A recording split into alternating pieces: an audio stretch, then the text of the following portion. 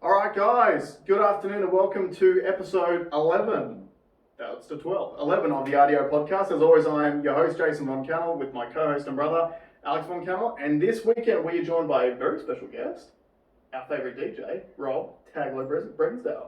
What's up, man? How are you, bro? Good, man. How are you? Very well. Sweet. So, just to start off with, Rob and I and Alex, we all went to school together, high school together, and Tambo represent. Tambo represent. I think I'm still on the wall of Tambo Mount State High School. I think there's still a picture of me on the wall. Oh, really? Because Donna Harder still works there. There's a picture of me and Ben. With the afro?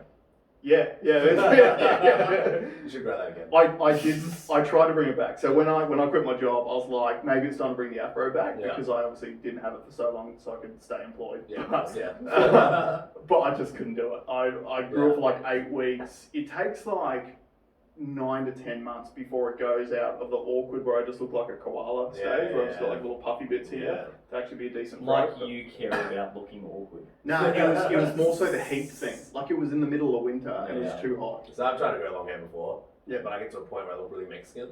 So I just I was going to do the hair and the beard. Yeah. And I look like a terrorist. That's the thing. Well, and it would have been perfect to do during lockdown because you can't go anywhere to upset people anyway. Yeah, that's true. But like, I guess now with travel restrictions being so harsh already, you got to be careful, man, because you could pass from many different. Well, I was going over the border, so you never know. Yeah, going over the border.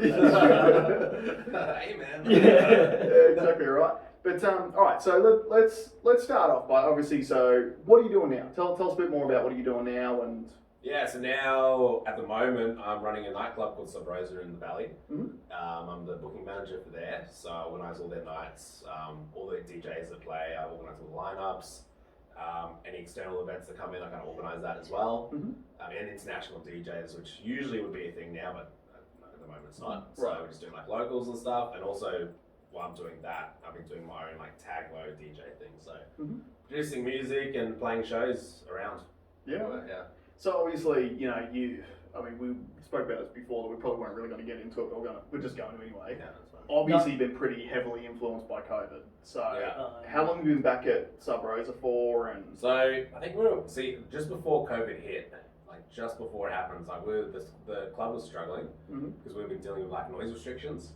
Right. So the club's been there for ages, for years and years, under different names and everything like that. And then this building, Peppers, was built. I think it was like October last year. Right.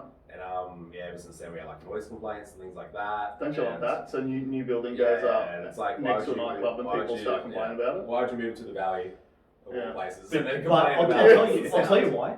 That's exactly why. Because it's easy to buy a cheap joint. Yeah. Because it sucks because it's next to a something that's loud, same as racetracks.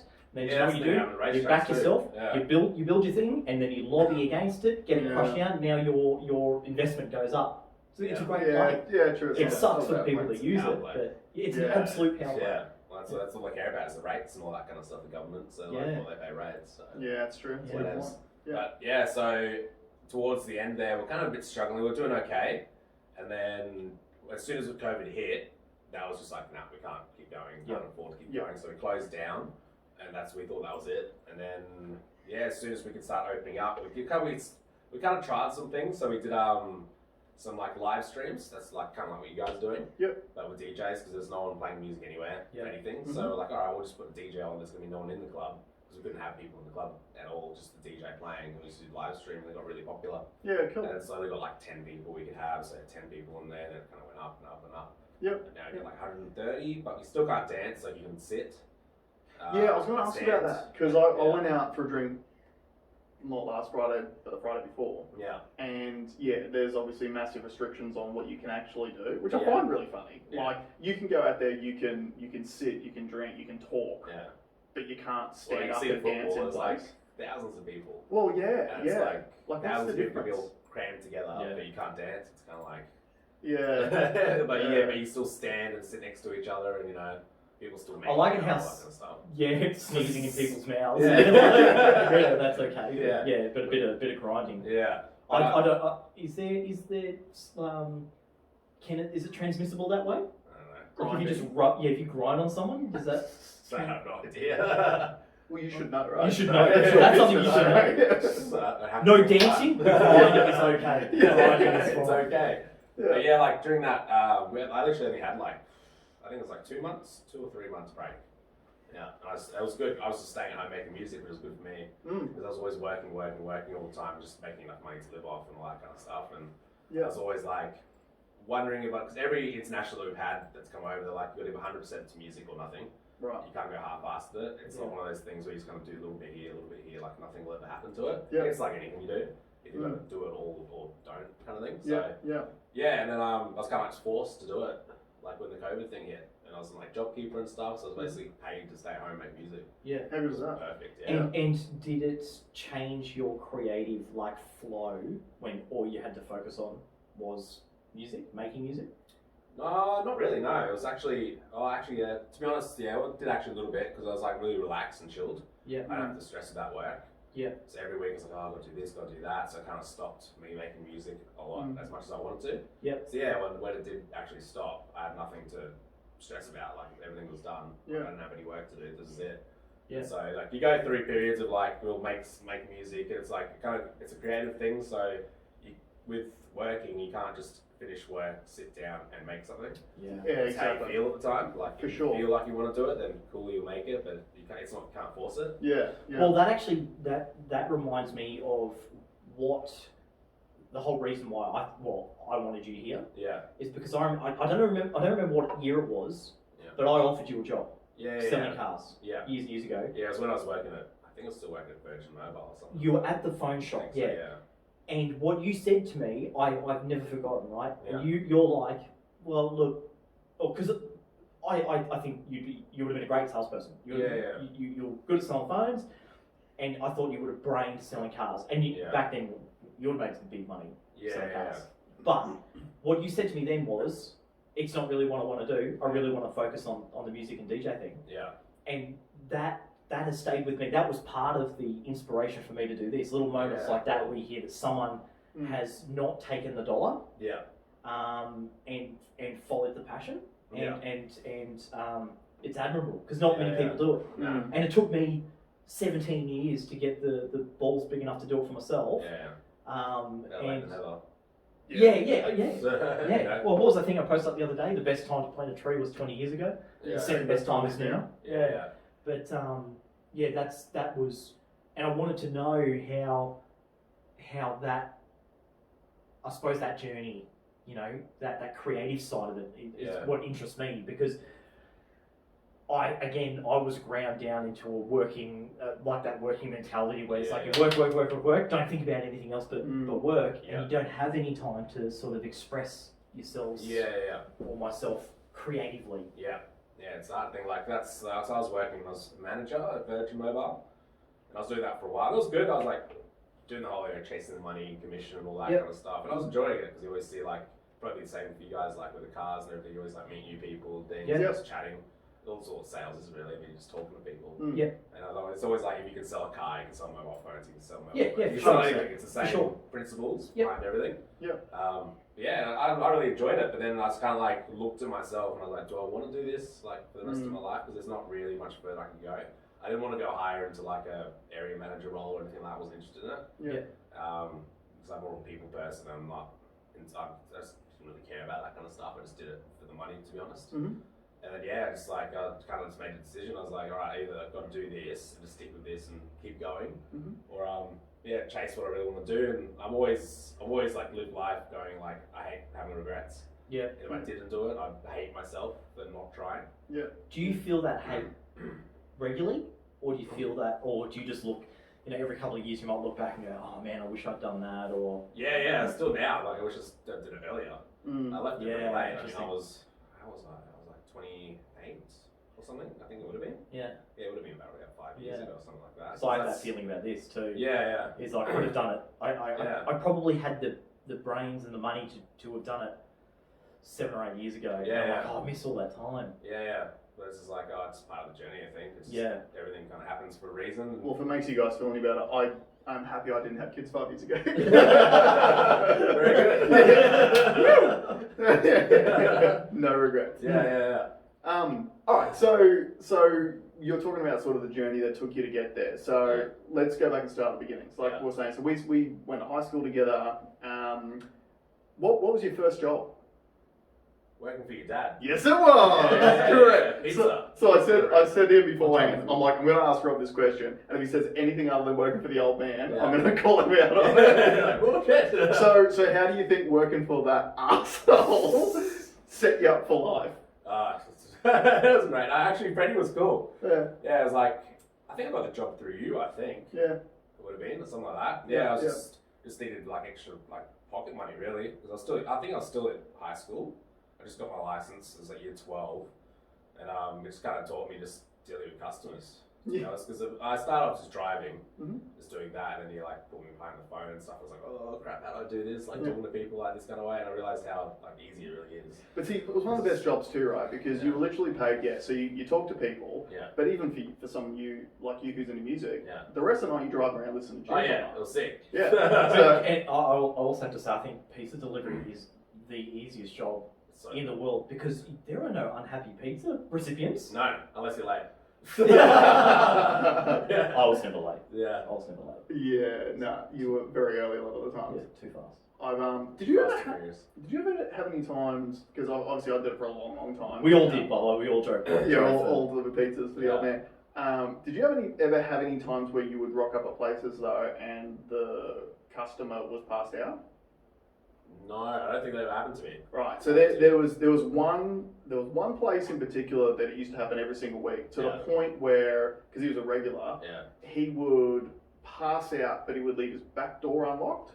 And he just said, just come in when you get here. Yeah. So you'd walk around the back door, walk in. Yeah. He was passed out in his chair. Poof, there you go. Passed out in his chair in front of the TV, but his bed was right next to him. Yeah. And he would just leave the money on the bed. Oh, sick. So it was fun, right? So we had this good system. So I'd go in, just drop pizzas on the table, grab the money, walk out. Always have to tip. Always a good thing. Yeah.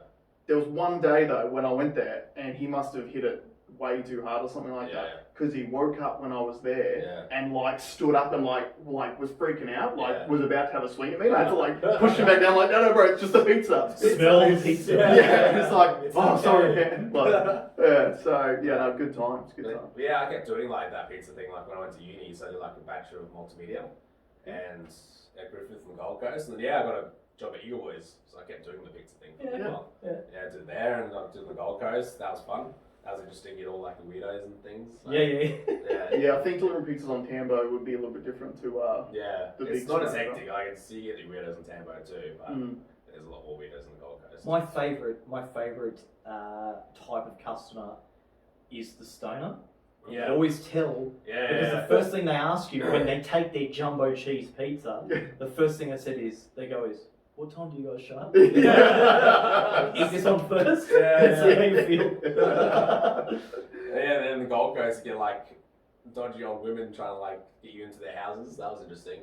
Nice. I think. Do you worry about that missed opportunity as well? There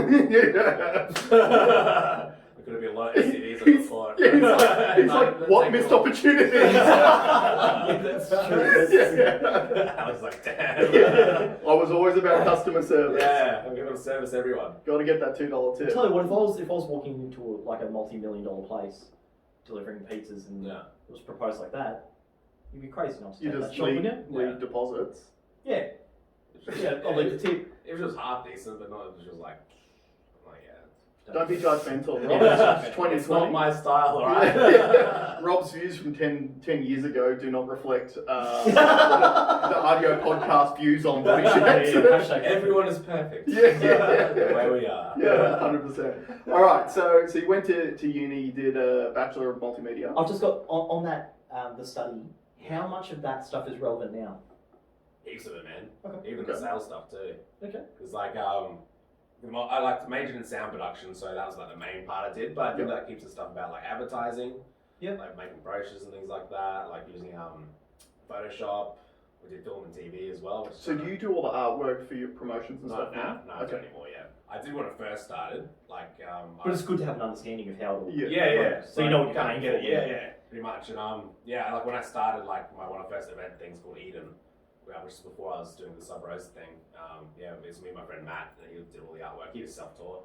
He just like picked it up, and I was like, alright, give it a go. But yeah, everything through uni, and then working as a sales guy helps with the Sub Rosa and club and like event stuff anyway, because you're still selling something. Yeah. It might not be like a physical thing, but it's one of the things that you learn, right? Like from, it probably made me half cynical in life, is that from working a sales role for so long, you realise the entire world is sales. Pretty much. Like, there's elections coming up, for example. It doesn't matter what your policies are if you can't sell them. Yeah. Right? Because no one's going to listen to you. So, I think having a grounding in a sales role is going to help you in whatever it is that you choose to do anyway. Yeah, it all kind of helps. Like everything is just kind of like gone together in its own kind of way. I wouldn't have thought I would be using it the way I am now, but everything I've done has pretty much like led me to where I am now. See, I don't think it's selling that's the important part. I think it's the ability to communicate. That's what's actually tangible. I think, and again, this is probably the cynic in me, it is the ability to communicate, but it's also the ability to understand when you're being sold to. Yeah, but it just comes down to being able to get your point across and also understanding what point is being put across. Yeah.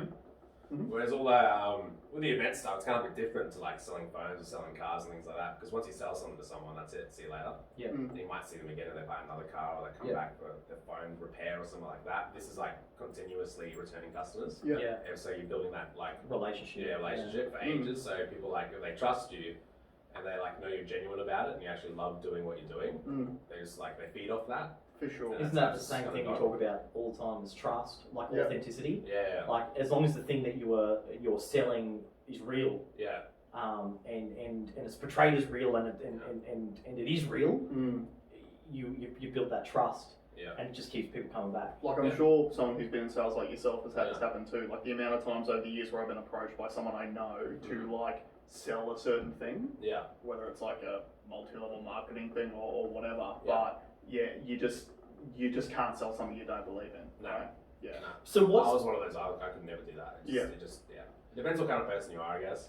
Some people can. They can like fake it till they make it, kind of thing. Yeah. I don't know. But you guys probably might be far. similar like me. Like just unless I don't really believe in it. So It was definitely one of the things that probably cost me a bit of money, especially early on, because obviously when I started selling cars in Tweed Head, it's a small town. So I wanted to be able to show my face in the street rather than just sell anything to anyone. So there was probably those times when, I could have pushed someone into buying a car, but I'm like, this actually isn't the right thing for you based on what you told me, and you should go and look at something else. So I guess it's like ethical selling in a way. Yeah. So in what you do now, what's like the best case scenario? Like what's the best event? What's the best outcome? Like how do you know you've done a good job?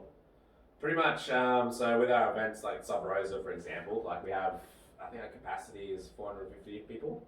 So it pretty much goes off numbers, how many people we're getting there. But it also depends on ticket pricing and things like that. Like if we have an international DJ, we paid like $4,000 for them. Yeah. We've got to like make sure we're making good enough money, because at the start it was really hard where you'd have to like make the tickets really cheap just to get people through the door.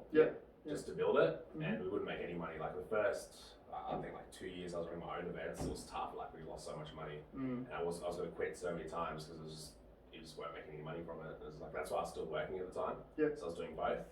And then it just gets to a point where you get enough fan base where they love it and they come back for it, and that's probably the most rewarding thing out of it. The money's good, it's good, it's okay, but you more do it just because of the smiles on people's faces and everything. Like, so those losses that they were really an investment into your fan base, though. Also, see, that's why it's kind of all combined together in some sort of way, because all the club stuff is helping my Taglo stuff. It's all kind of it's complementary to each other. Yeah. So I think that's important. So the bigger my Taglo stuff gets, the better it is that the club people come to see me. Even if I'm not playing, they're like, is Rob going to be there? And if I'm not there, not as many people come. Yeah. So, and as an artist, how satisfying is that when you know people are coming to see you? That's awesome. Yeah. It's so good. And I literally had like a track that came out maybe like a month ago or something. And the main kind of selling like way to buy tracks is through Beatport. So you got like Spotify and things like that people listen to for DJs and things. That's like kind of like the ARIA charts and things like that in Australia. But the worldwide thing is called Beatport. It's where all the dance music comes out on. And I got like number 2 in like my genre of music, and it was just all mainly from people like here, paying me and buying it. And I just posted it up and like, hey guys, can you help me out? I've never hit like the top, 50 or 40 or something like that. And they were all the way to number 2, and that was cool to see that. I wasn't sure people would actually. Congratulations! That's awesome. It's like they buy that track by itself. They could buy. Yeah, it's only like $3 or something. $2 or something like that. Yeah, it's like this is a coffee, whatever. Yeah. But yeah, like everyone like supported it, bought it, and things. And I was like, holy crap! Like that was kind of cool, like to see all the work that's happened over the years, and like they're really like behind me and supporting me and stuff. So yeah, for sure. I'm just trying to think about that journey. Because I feel like did you have a negative view on, like when those hard parts, right? Yeah. Do you see them as times that you, like do you see that as regret? Or do you see that as a pure investment into what it is now? Yeah. Sowing the seeds. Yeah, I just wanted to make sure that. No, like, some people like go up really fast. Yeah, like young producers and things, like just young guns who just like become big like straight away. Mine's gonna be like a really slow over time, but I've learnt a lot over the time. So I'm all set up like with my knowledge and everything like that. Yeah. How to do even things, mentally, like the I think that's such a resilience thing too, right? Yeah, because that's the thing. I can take a lot of shit. Like, it's cool, I've been here before. Yeah. And I think that overnight success doesn't give you those skills too, because you think it's easy. Yeah. And you just think, okay, so anything I touch is going to turn to gold. And then when the next thing you release doesn't turn to gold, you're like, hold on. Well, that's why I see like young kids like that, like Avicii. Yep. And he passed away from like depression and all that kind of stuff. But he was like a child prodigy at like 16 or something. Yeah. It's even like child actors and things like that. They just go bam, and then they don't know life skills. Yeah, but it's not only that. Who are they going to talk to that has any idea of what they've gone through? Yeah. That's it. Yeah. So unless Justin Bieber hooks up with like chats with Macaulay Culkin, like they're the only two. Like there's probably 1 in a billion people that they can really relate to. Yeah. And it's really hard. Like you could get a psychologist that knows all the theory behind it, but they don't know what it's like to be able to do anything you want in the world right at that moment at 16 years old. Yeah. A lot of the time, they're surrounded by people in their circle who are just trying to profit off them. Yeah. So they're being manipulated by their circle to do the most profitable thing that benefits everyone else. So if someone tried to do that to me, I'll know straight away. Yeah. Like, nah, that's not happening. Yeah. But for young kids who go through the whole life, they just do what everyone says. Yeah. It's like puppets, and they just do whatever, so they can't change anything. Even though so you've got a more grounded, a deeper rooted sort of approach to it. Yeah. So it's not easy to get like screwed around or anything like that. So ticket sales is obviously a metric of success. What's like a really bad? What's the definition of a bad night? When you have like 3 people. As a bit like happened, so 3's the lowest. Yeah. I think there was like 3 or 4. I think it was because I like one event that I did in the Gold Coast. We had an international guy playing, but there was also. It's like the things you have to think about. Like when you do events, you have to think about everything else that's going on around you. So there's going to be holidays, it could be sporting events, it could be like another event that's happening at the same time. And when you book artists to play, you're booking it like 6 months in advance. Right. So you have to look forward to things that happen. You can still book something, nothing will be up. And then last minute when another club could have another big DJ that's even bigger than yours. On the same night, you're screwed. There's nothing you can do. Yeah. You sign a contract and everything, it's happening. And they're only here for that weekend. So. Are there insurance policies that you could buy? I don't think so. Yeah, a lot that I've seen, but I haven't really looked into it too hard. Because I know that they have that, like, for some big events, there is like... big ones, yeah. Because I just thought that makes sense to have something around that. It's a gamble. It really is a gamble. If you're doing everything right in advance, but something can change at the last minute, surely there might be... So question for you... As a business, like some Rose probably does. But like for me, like my own little business, I'm not sure. I haven't heard anyone else who has it. And like a few people around Australia do it, but I'm not sure if insurance companies will want to even touch it because it's such like you just don't know what's going to happen. Yeah, it's so volatile. So when that happens, so you set it up, you got an international act comes in, only 3 people show up. Yeah. Is that super awkward? That's super awkward. So you guys just... It's not even the money, it's the worst part. The worst part is it's just being like, sorry. Like, sorry. So most of them understand though, like they've been there. Yeah, but like... They get it, they're like... Who...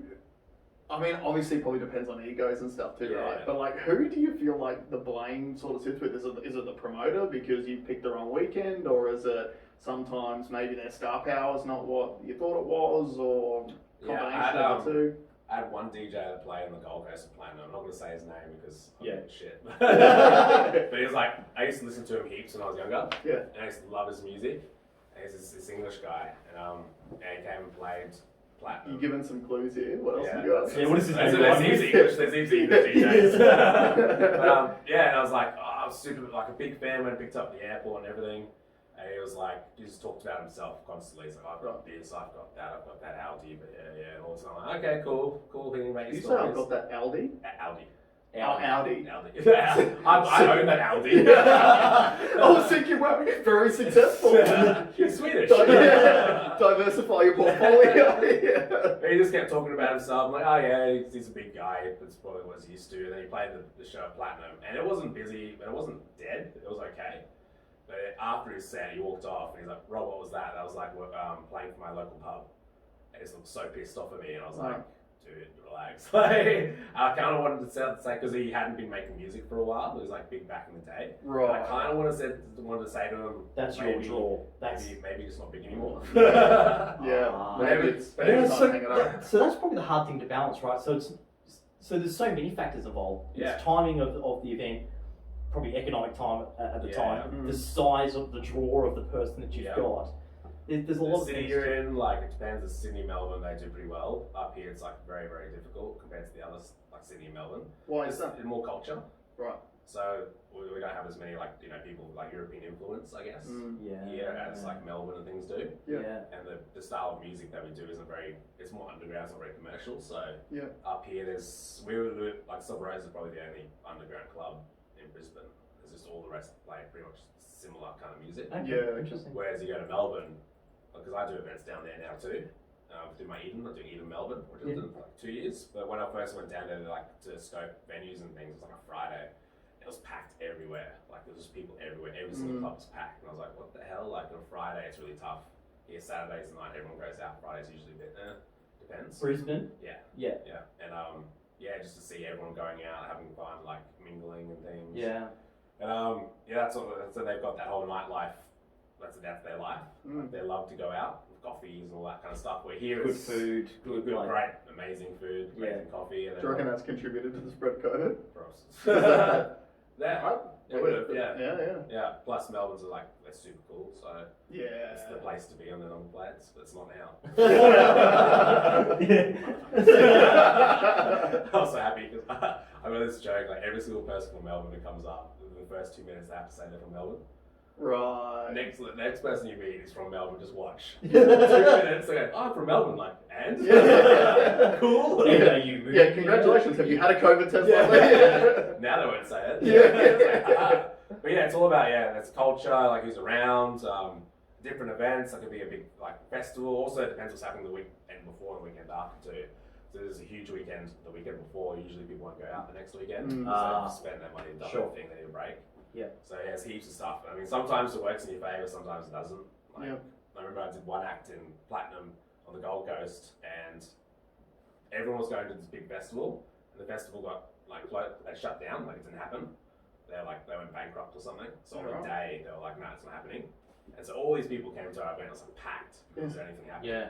Like, oh sweet, so you get things like that. Yeah. So sometimes it can work in your favour. Yeah. Sometimes it does, and then other times it's just and the period between pretty much summer, from November to January, you'd think it would be the busiest time for clubs, but it's actually the toughest time because everyone's doing everything. Right. Yeah. All the internationals are here. Saturated. It's winter in Europe and things, so they come over here for the summer, and it's oversaturated. So actually, the best time is pretty much now for clubs usually. It's just there's not just competition of big names and big festivals and all this kind of stuff. It's just people go out to clubs. But is that because where your position is, you're like a small underground type? Obviously, if you're a much bigger event, you need to fit in with those big times. Does that make sense? Yeah. Whereas you're going to be big all the other times. Yeah. Oh, that's interesting, though. Yeah. So there's heaps of different things you got to think about, which a lot of people don't realise. Just think, you just put an act on and that's it. Well, yeah, that's one of the things that we wanted to speak to you about is because a concept that I always think about is if you go into any business, and whether it's a club or a dealership or a restaurant or whatever, and you think you sort of have a general idea of how it works, but then behind the scenes, shit's gone crazy and falling off the wagon and stuff like that. So a lot of people don't actually understand the inner workings behind a whole bunch of different businesses. Yeah. What's one thing about your trade and the music industry that you can share with us that people wouldn't know?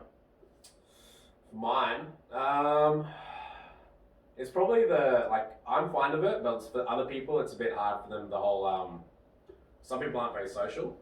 So I'm a really social person, it's easy for me, but some guys who do make music and do all this kind of stuff. Like, there's a few guys who've had like anxiety and things like that. Right. They wouldn't notice when they're playing. But I've had guys like before they're playing like almost throwing up and things like that. Really? Like they're playing in front of like 300 people or something. They're used to playing in front of like thousands and thousands of people. Interesting. It doesn't matter if it's like 300 or thousands. Yeah. They'll like do that. I don't have a problem with it because I'm fine in front of Maybe people. they need the people. They need to play for the three. The three, yeah. Yeah. Like, that's so Yeah. This is my zone. Yeah.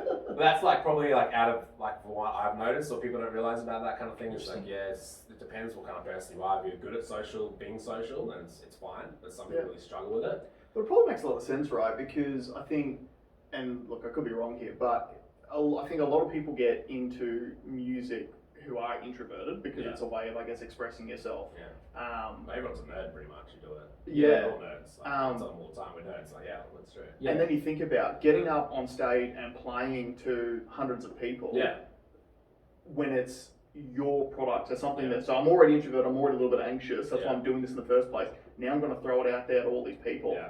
Fuck, I hope they like it. Yeah. You know what I mean? Yeah. Like, The hardest part is like playing your own music as well. Like for ages when I was making music, like earlier. Now I'm okay with it. I got used to it, but it would like everyone had to push me to play my own music. So like, it's not good enough. It's not good enough. It's not good enough. because you'd be your own worst critic, right? Yeah. It's like anyone like painters and things like that. They hate usually having paintings in their house. Yeah. Because they just pick things like that could have been better. That could have been better. It's the same thing in music. Like you always pick things, and like old tracks that you made like a few years ago, you listen to it now.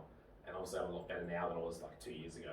Yeah. So now I pick things from old tracks. I'm like, I wish I could just do it again, but no, I'm going to leave it. Well, I want to tell you, from a consumer of things, I like seeing that growth. So I like watching a comedian. I like listening to a comedian's old stuff and then listening to new stuff and seeing the difference between the two. I admire the journey. I think that's important to see growth. Otherwise, if you're just putting out the same stuff, or like if you're putting out 100% bangers that don't age, to me, there's a missing element. You haven't grown. But it's the tough thing too, as well, is that it's art at the end of the day. Like it's so subjective. It's such an individual thing on how you experience that art. Where you might pick holes in your old stuff, but a lot of your fans probably like, I fucking love his old stuff. That's right. I love that song. I'm like, oh yeah, cool.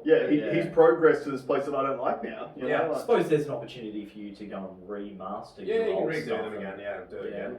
But like another thing as well is like, a lot of people, like, before I was making music, I was like, I was probably the same.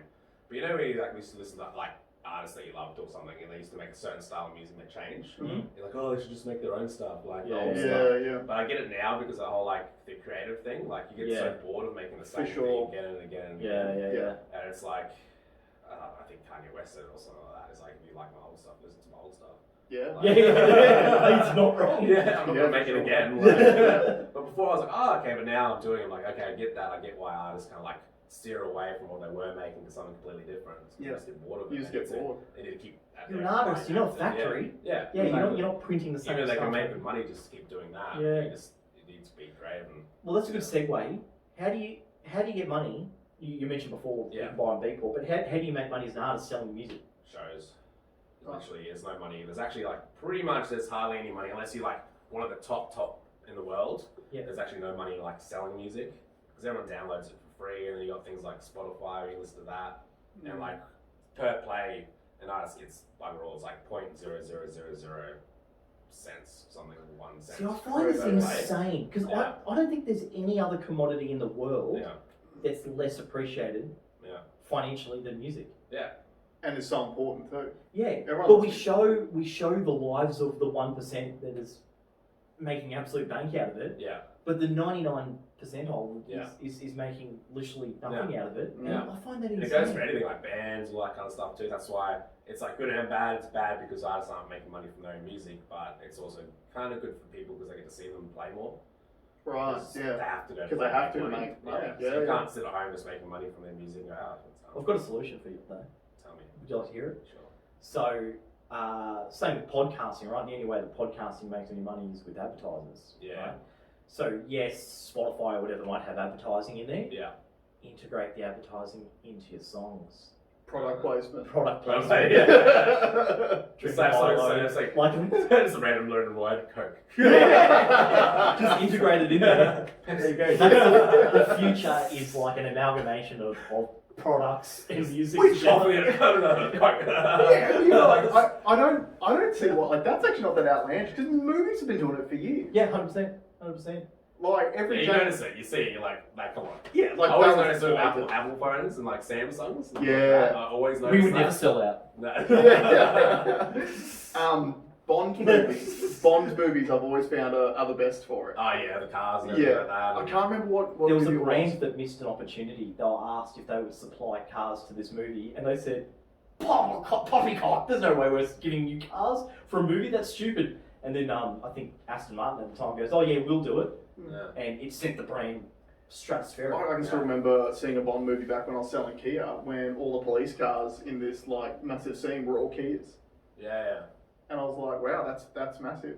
Yeah, just get push your But I can't remember. integrate brands and products into your music. There you go. Start Yeah. making Just put something next to my name, Taglo with some tick thing or something. Yeah, for sure. So, all right. So we spoke about sort of monetization side of things, and you were saying before about how for young kids and stuff like that, what would be your number one piece of advice that you would give to someone who wants to, I guess, shun the commercial side of the world and get into a creative pursuit like yourself? Probably the best thing to do is to talk to people who have done it. A lot of people actually you can talk to and they'll talk about it. Some of the big names they're hard to talk to, but there's a lot of people in your community that you meet and just get their opinions on it or what to do, what the right way to do things are. Because obviously they've learnt the wrong way and the right way. Listen to them. Mm-hmm. So when I was coming up, I was kind of just doing it kind of by myself, just figuring out my own way. I'm also very stubborn though. Right. So I kind of like had to fail to do it. Everyone's different how they do it. Yeah. But I do wish like when I started that I listened to people more about which is the right way to do things. And I do wish that like I was saying before, I wish I started it, the music stuff earlier. We spoke about that last time, is that if you could go back and tell yourself you wouldn't listen. Yeah. Do you know what I mean? If we went back and told 21-year-old Rob or Alex or Jason, hey, do this, you'd be like, I'm not doing that. I think I know everything. I look back and like, no, I didn't know everything. And still another 10 years, so I'm still not anything. But it's just like, I think that's probably the biggest thing. It's just like, ask people's opinions on how to do things the right way and ask people who have actually done something. Would you say as well to back your own creativity earlier as well too? Like you said, like obviously you had to get pushed to actually start playing your own tracks and stuff like that. Even when the COVID thing happened, like making music, I always wanted to give like 100% making music, but I still didn't do it. So it was like, I need money, like I need to pay these bills, life happens, all that kind of stuff. And then just like it forced me to do it, and I was like, all right, actually, I'm okay at doing this. But you have to have if you don't do it, you won't even know that outcome. So you've got to do it. But it's also hard because like with society and everything, how things work, like what obviously I do isn't a normal kind of job that people would do. But everything's changing in the world, like how the 9-to-5 job is kind of going, things like that. But like when I was growing up, it was like I was lucky, like my parents like really like helped me with everything. Like, yeah, you can do it. Like, but a lot of people don't have that though. Yeah. Their parents like, no, it's not a real job. You need to do this. You need to do this. And again, we spoke about that a couple of weeks ago. Like parents' number one job, instill confidence in kids to back themselves to do something. You know. And society, it's not just you folks. It's society. School says, says, go get a job, go work for someone. I still remember when I was like working for Virgin Mobile, and I used to walk past this guy who sells raffles for cars. And he used to be there, this old guy, he used to be there every night. I used to always walk past him and like have a quick chat and keep going. And then we were talking about it, he's like, oh, what do you want to do with your life? And like make music. He's like, yeah, but what do you want to do with your life? Really? I was like, make music. That's not a real job. But this is a guy selling raffles. And I was like, come on, man. That really pissed me off. I was kind of like, and there's a few people in like who's been that way since I was young. Starting to do it, it was kind of like looking at me like, that's not a real job, you shouldn't, like, do you have a plan? Interesting. And that pissed me off, but it made me... It drove you. Like, it drove me a lot more, because I was like, I want to prove them wrong. And it's also like, I don't want to be that guy. No. You look at them, but like, that's what I was saying before about when I was coming up, listen to people who've done something. Because like, even when I'm doing my job now, I get lots of people trying to tell me how to do my job, and you should do this, you should do that. I still take their opinions and listen to them. If they have a good idea, then like, cool. But the main people I listen to are people actually doing something. Who've done something, not people who just kind of like talk and don't walk, kind of thing. So 100%. Because it's easy to say. It's hard to do. Everyone has opinions. Listen to them, but listen more to the people actually doing something because they're obviously put more value in that. Absolutely. Well, that's, and again, we've spoken about it before too. Associate yourselves with people that have the answers or are happy to invest in you and see you flourish. Yeah. Because a lot of people just they'll put those throwaway comments in there. Yeah. You know, and then that was the right thing to do. Yeah. If you're not going to do it, there's no point. There's no point in saying it. That's what I do. I talk to like now that I've gone like higher up. Like when I was learning how to run nightclubs and like run nights and all that kind of stuff. Like I had the owner from Platinum who taught me heaps of stuff, and there's another guy called Harry who was running Family Nightclub at the time for years. And I used to listen to them, and they kind of taught me everything I know now. Yeah. So now I've kind of not reached their level, but close to what they were doing. And so now with my music, it's the same thing. Like I talk to big names because I've met them. Yeah. Because I booked them. Like you're saying before, it's all sort of intertwined, yeah, right? exactly. So I'm in a unique position where I've met most all the big names and I can talk to them. Because I have like on WhatsApp, let's have a talk and stuff, and I send my tracks, like cool, and they send me stuff as well. We just have normal chats about things, but that's why I'm lucky that I've already met most of those guys and like they give me their opinion on what I should do. Yeah. So you've literally surrounded yourself with the best people in your craft, and you can all learn from each other, grow together, thrive together. Like that's really cool. Can I make a suggestion? So. Try and get some advice from successful people in other fields. Yeah, that's true. To give you a different perspective of it. Yeah. Because if you're only getting the perspective from people in the industry, I found a super powerful thing is to get an almost an opposing view of it. Yeah. And you'll pick up some, even if it's 1% of the 100% that they tell you, there might be something, a real nugget that none of your network has thought of because they're not in that space. Yeah, they're on the complete opposite side. Yeah. And it's always good to get an outsider's view. That's a good point. Yeah, so try and find someone that you respect in a different way. Yeah, that's a good point, man. For sure. But yeah, it's like most people who are doing what I'm trying to do, all the music stuff, don't have that opportunity where they meet these guys and everything. They're just bedroom producers and things like that. Yeah. So, but it's also good because everyone who's doing the same thing that I'm doing, that are trying to make it in music and stuff, or work and stuff, whereas I introduce them as well. So they kind of meet them through me as well. Yeah. Could you create a social network for those people? Like a collaborative, so a lot of those young up-and-comers that are probably too scared to come and approach some of you guys. We do have like out on Facebook, we have like groups, group chats and things. Like I'm part of a few different ones. And there's like little forums and stuff like that where you can post your music, your feedback, and help each other out. So there is that kind of stuff. Yeah, cool. Yeah. So there is ways to do it. They do have like conferences that come up every now and then, not at the moment, but up here and down Sydney and stuff where like the big names will come and speak and things and do little workshops and things. So I went to a few of those when I was younger. Yeah, so there is ways to do it. That's a good thing about social media now. It's all, it's so easy to talk to people now. Direct. Before that, it would have been such a different world to do that. Would be like, I don't even know what they would have done. It sort of gives you, a lot of respect for the artists and stuff that came out and got big before things like social media. Because obviously, I think back in the day, to get any sort of following, you had to be good. Because if you weren't good, you weren't going to get picked up by like a record label or something like that. You weren't going to be pushed on MTV or whatever it was. So it does give you that respect for the craft. It has leveled the playing field a lot, hasn't it? Technology and definitely. social media. It's good and bad. Like even like the nightclubs, I was talking to some guys probably like 3 years ago, and we're like, why aren't clubs as busy as they used to be? Because I remember when I first started going out, every club was packed, and clubs would make you wear like collared shirts and stuff. Nice shoes. Now no clubs really do that. They just want people to come in. Because it's not as busy as it was. And we're sitting there like, why isn't it as busy as it used to be? So social media's been good and bad. The bad part of it is like Tinder and things like that. So we were actually thinking about it. I'm like, guys don't have to find girls or girls don't have to find guys anymore and meet them out at a club. Which is half the people go out to meet people. And then like probably more than that. And some people go there just for the music part of it. But people actually go there to meet people. They don't even do that anymore. They just go on Tinder or whatever. Bumble, whatever the hell it is, and then they just meet people that way. And I was like, holy crap, that is true. Like people don't have to do it. It's all social media. You can talk to people now. And just, whereas back then it was, and you've saved yourself however many drinks, and you still you still get the end result. So it's like back when we were going out to MySpace and stuff like that, and Facebook just we miss you, Tom. You never sold us out, Tom. You didn't try to sell us anything. As soon as you say Tom, I just get this image of his face. That picture. But it's interesting, those kind of things. Like it does play a role, like how things have changed, and it's good and bad.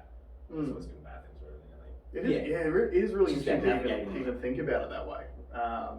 because I know when I first started going out, it was to meet people, right? I've never even thought about that. Well, the technology did the same thing to the car industry. Before carsales.com was the thing, the only way to go and research cars or go look, you had to physically drive and look at them. Get brochures and stuff. Pick up brochures. And then go to the next one and do the comparisons and all that sort of stuff. Now you can be connected directly to the person selling it. You know, and all the resources are there. So it's how to navigate. And probably much like your industry, the margins have disappeared. But where it's opened up some opportunities is for the intermediaries. If you're the person that creates the platform that people use to connect those two things, you're going to be a very wealthy person.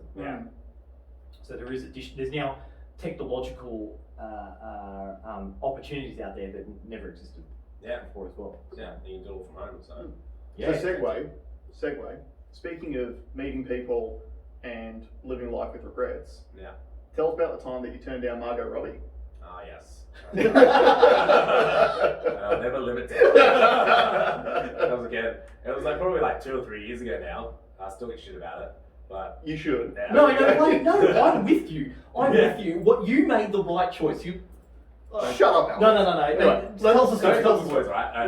Let you guys decide. So it was a few years ago. I was doing Uber. This is actually when I was kind of stopped working full time. Probably around the time that I said I couldn't do the job with you. I stopped doing full time. I went down to casual part time, and I was doing Uber. I was doing the Uber driver just to try and make money, and then eventually I quit the whole phone sales thing. It was just Uber was hot then too, right? It was good money for it. It was decent, and so it was good because I could just make music whenever I want. Because like I was saying before, music is how you feel at the time. So you could be like, I have an idea, and just stop, go home, do it. Awesome. So that's how it worked. So that really helped. I did that for 2 years, and it was Boxing Day, and I was just driving. I was like, oh, I'll take one more trip. I'll just do this last one. And I picked up this girl and guy, and I was like, oh man, that chick looks so familiar. She was wearing this cap on, and she just looked like a normal Gold Coast chick. And I was like, that face looks so familiar. At first, I was like, is that Margot Robbie? I was like, nah, can't be. Jumps because the name of the thing wasn't her name either. I think she used someone else's name or something for it. Jumped in the car in the back. Her and who I found out was her husband. Jumped in the back, and she was so super nice, full chatty, just normal. Where did you go to school? Blah blah blah. And she's she told me where she went to school, somewhere in the Gold Coast. And I was like, okay. I didn't actually know she's from the Gold Coast either. I don't think so. But she went, I went to this school. I'm like, oh cool, I went here. I was like, where do you live now? She's like, I was in the UK, but now we've moved to America. I think it was LA or something. But actually, I would have already picked it up then, but I was still I don't know. I can imagine why you would doubt that. I'm like, nah, it can't be. Come on, in my car, she could probably get a limo or something that. But whatever. Probably get a helicopter drop. Probably. And she's saying things like, oh, you have really nice cars. It's one of the nicest Ubers I've ever been in. Such a nice car. In my head, I'm like, she would probably have a really nice car. And we're driving, and then we went to. She's on her phone to her friend. She just went from one party, she was going to another. And she's on her phone, we're just going to stop at Dan Murphy's and get some drinks. Okay, can we stop at Dan Murphy's? She's like, oh, I really want to get some Smirnoff Double Blacks. You can't get them anywhere else in the world. She is from the Gold Coast. I was like, I used to drink those all the time as well. We get a carton. I'm like, cool. And then they went to the Dan Murphy's. I was like, oh, I'm going to go in as well and buy a 6-pack because I drank my housemate 6-pack, so I needed to buy a beer, which I actually did. So I was like, and still then I was like, I don't know, so whatever. I just walked in, bought it, and I was a few people in front of the line to pay for my drinks, walked out the front, and there was these 2 guys between us in the line. They paid for theirs, they walked out. As they walked past me, they were talking to each other, I overheard them. He's like, dude, do you reckon that chick is Margot Robbie? And he's like, who's that? He's like, Wolf of Wall Street. Oh, I reckon it was. And I'm like, oh, fuck. I was right. And so I walked back to the car, and went to where we were going to drop them off, and there was this Asian place that was around there at a time, and they got shut down for selling ibis meat. A Chinese place. It's do you remember that place got shut down for the ibis meat? I'm pretty sure I probably would have ate some ibis. I was like, yeah, probably me too. Anyway, I dropped them off at the house, and then they're like, oh, you seem really cool. We're having a good chats and everything, get along really well. It's do you want to come in, hang out with us, go have a bit of a pool party? And I was like, can't because this is actually going to be my last trip. I've got Star Wars with the boys. I love it. And then the husband was kind of like, He was joking because he wanted to go see it. But he was probably like, you're an idiot. What are you doing? And I was just, alright, it was really nice to meet you, cool. They went out and then I literally drove like 2 houses up and straight into Wikipedia. And I was like, searched her, like who her boyfriend looked like, her husband. They just got married and it was him. And when she went to school, like on the Gold Coast and everything, I'm like, oh, fuck's sake. Damn it. Okay, so and we'll put a little poll. Can we put a poll down at the bottom to see whether you did the right thing or not? Because I think you did. Yeah. I think you don't dog the boys. Don't dog the boys. And I organised that night too. I couldn't come to my thing that I organised. I'm doing golf class. Yeah. Don't dog the boys. You did the right thing. I'm 100% categorically going to go on record to say this. You should have dogged the boys, bro. Fuck the boys. Yeah. If they're your boys, they'll still be there for you afterwards. They actually told me that too. Yeah. But I also think the bouncing Margot Robbie story is better than partying with Margot Robbie. Well, yeah. See, like I could have gone, and I wouldn't have known anyone, and I might not have been that good, and I'd be like, oh, yeah, that's right. Yeah. Or it could have been really good. I had a shit night partying with Margot Robbie, or I bounced Margot Robbie to go watch Star Wars with the boys. That's a very negative way of looking at it. No, positive thinking. But yeah, you literally just said earlier on in this podcast that when he was delivering pizzas for Eagle Boys, he should have been impregnating half-decent looking chicks in mansions, and he misses the opportunity to impregnate Margot Robbie. What Star Wars film was it? I can't remember anymore. All I remember is the story. It was alright. It was not that good. It was the one before the last one, whatever that was called. Rogue One. Yeah, I think so. Can I just ask another question too? Because I don't know what Margot Robbie's husband looks like. Yeah. He's light skin. Oh, he's not ugly, bro. Yes. Oh, he's a light skin. Yeah. So in other words, there would have been like no shadow of a doubt when that kid came out. That's mine. Little he was like a British director, some like well-known one. But yeah, I literally put a post on and Facebook. Probably stacked too. Probably stacked. Yeah. Stacked. They were both smashed. He was more smashed than her. He's like, oh, this English guy is wasted. And you know, birth control doesn't work as well when you drink. Oh, nice. That's the dad advice. Just say get someone pregnant. Yeah, and this is the story about how I became stay-home all I did is put a post on Facebook, and I was just like, I'm pretty sure I just picked up Margot Robbie. Yeah. And edited it later. I'm like, yep, it was her. Yeah. And then one of my friends worked at the Bulletin, the Gold Coast Bulletin. She's like, oh, that's a sick story. Can I put it in the newspaper? I was like, oh yeah, no worries. Just don't say anything bad about it. Because you know how sometimes they twist things. I was like, she was actually really friendly. And she's the worst photo of me. As well. I remember the photo. I remember the photo. You look like a sex offender. And it was a full face shot. Yeah, and I messaged her. I'm like, her name's Sally. I'm like, why did you use that photo? She's like, it's on your Facebook. I'm like, yeah, true. Good point. Yeah, probably. I can't be angry. Probably dick move, Sally. Yeah, dick move. Yeah, you gotta help the boys. And then it exploded from there. It went to what's it called? It went to a British newspaper, didn't it? Yeah, it went to a few British ones. It went to what's it, Lad Bible? Lad Bible. Yeah. And that. And it was interesting watching all the comments. I'd go into all of them and see the comments from people, what people were saying. Yeah. I was literally 50-50. It was half people were like, yeah, he didn't dog the boys. And I was like, you're a fucking idiot. And literally, not many people know about this part of it though. A few weeks later, maybe a couple of weeks later, I got a call from the Ellen DeGeneres show. Oh yeah. Really? Yeah, they called me up. I was half asleep. I'm like, who the hell's this? And overseas number. I don't know how they got my number. And they're like, oh, we're from the Ellen DeGeneres show. We heard about your story about Margot Robbie. We've got her on in a couple of weeks. Can you go on Skype and tell us the story? And I was like, all right, just give me 20 minutes because I was half dead. I need to shave and stuff. And I was like, all right, did that, tell the whole story and everything. And they're like, oh, do you have a passport? Can you fly? No I'm like, way. yeah, I've got a passport. And then all right, cool, we'll let you know. And then afterwards, oh no, actually, we ended up going with something else. But at the end, they're like, how are you going? Are you struggling? A struggling DJ? And I'm like, oh no, I'm doing alright. It's like, are you sure you're not struggling? Oh, actually, yeah. Yeah, it's tough life, trying to make it in this industry. Sure. I'm struggling so much, I had to bail on Margot Robbie for my career. I just sold my car after that trip. Yeah. That's how hectic it went. That's how far it went. That's It's just so bad. Just even the fact that, like you said, how the hell did they get your phone number?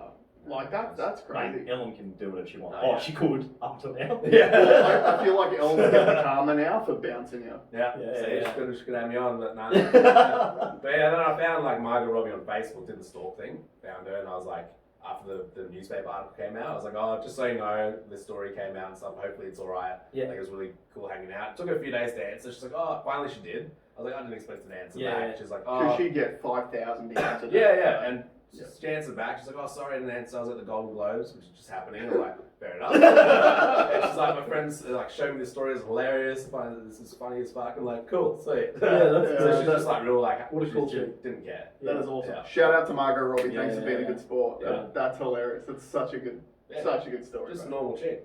Yeah.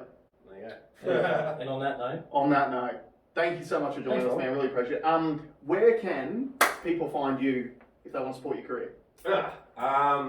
Facebook, just search Taglo. Yep. Instagram, same thing. Pretty much Facebook and Instagram. Yep. That's the place to go. Sweet as. And where can they buy your shit? Beatport. Or just go on Spotify, search Taglo. Every stream counts as something. So yep. Yeah, cool. So just if you've got nothing else to do, just stream Taglo on Spotify all day, on your phone, at home. Yeah. I'm going to start doing it. Yeah. Why not? I've heard people do that. They put their phone on silent or whatever, just on quiet, and just constantly play it all night while they're sleeping. And it just racks up the players and like, oh yeah. Podcasters, help us out. Let's do that. Let's push it. But man, thanks so much for joining us. It's been absolutely cool. And guys, we'll see you next RDO.